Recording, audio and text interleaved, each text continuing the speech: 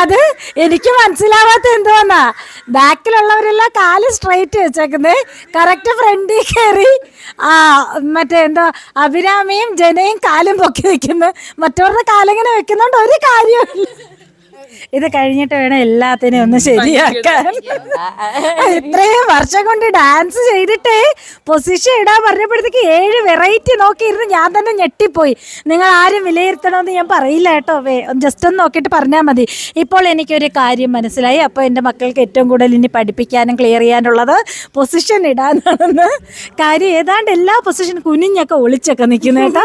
എല്ലാ പൊസിഷനും ഏതാണ്ട് ഒരുപോലെ തന്നെ വരുന്നത്. അതുപോലെ എനിക്ക് ഏറ്റവും ഇഷ്ടപ്പെട്ടാണ് ചിന്നിമോൾ ഇങ്ങനെ നിർത്തിയിട്ട് കറക്റ്റ് ഫ്രണ്ടിൽ വന്ന് ഇങ്ങനെ നിൽക്കുന്നു. അപ്പൊ പിന്നെ ഒരു കാര്യമില്ല, മറ്റവരുടെ കാല് കാണാൻ വയ്യ. 3 പ്രാവശ്യം തെറ്റിച്ച്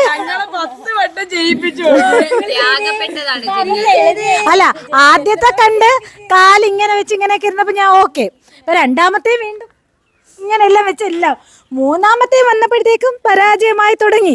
അയ്യോ അല്ല, എന്നിട്ടൊരു ദയനീയ മുഖഭാവം. അപ്പൊ കൂട്ടുകാരെ, ഇതുകൊണ്ട് തളരില്ല അല്ലേ?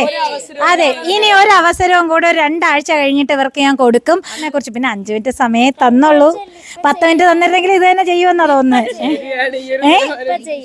ഇപ്പൊ ചെയ്യാനാ, ഈ വീഡിയോക്ക് തന്നെ ഇത്രയായി. ഉടൻ നമുക്കൊരു 2 ആഴ്ച ടൈമിങ്ങിനകത്ത് ക്ലിയർ ചെയ്യാം കേട്ടോ.